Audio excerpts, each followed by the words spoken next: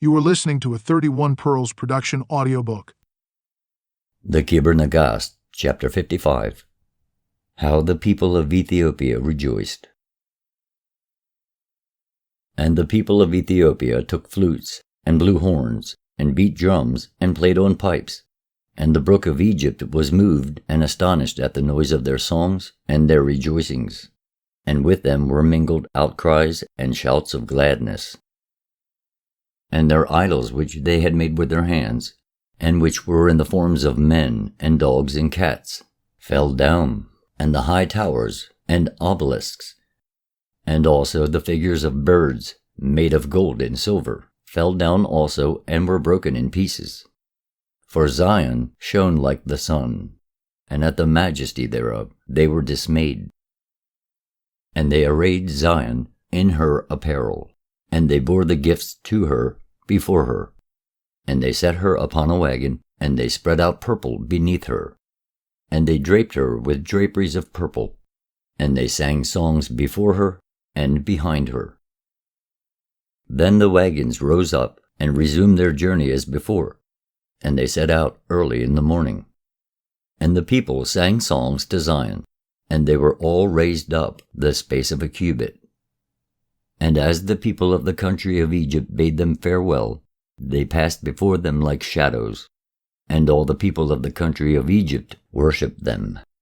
For they saw Zion moving in the heavens like the sun. And they all ran with the wagon of Zion, some in front of her and some behind her.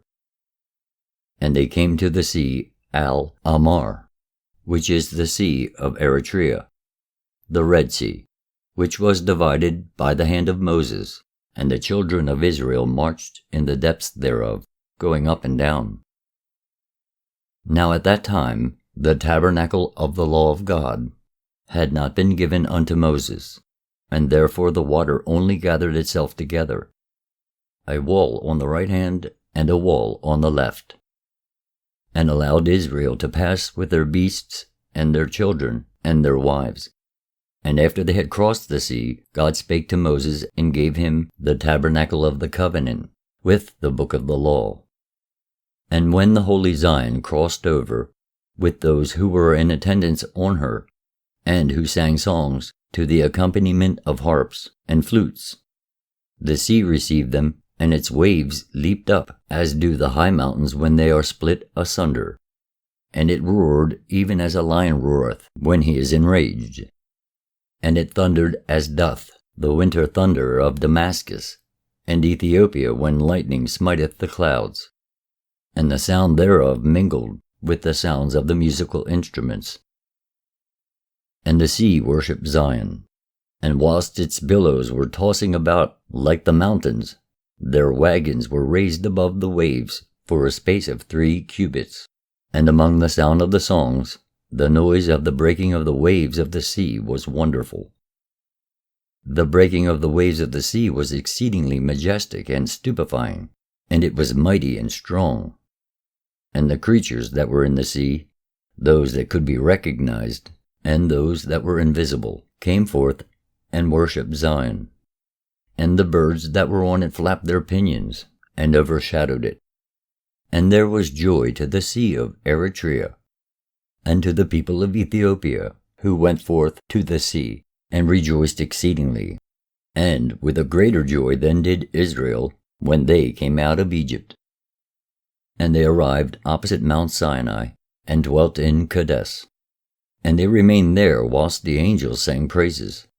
And the creatures of the Spirit mingled their praises with those of the children of earth, with songs and psalms and tambourines joyfully. And then they loaded their wagons, and rose up, and departed, and journeyed on to the land of Midian. And they came to the country of Belantos, which is a country of Ethiopia.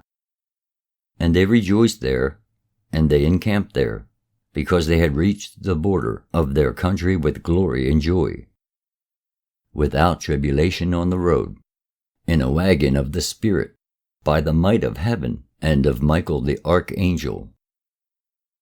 And all the provinces of Ethiopia rejoiced, for Zion sent forth a light like that of the sun, into the darkness wheresoever she came.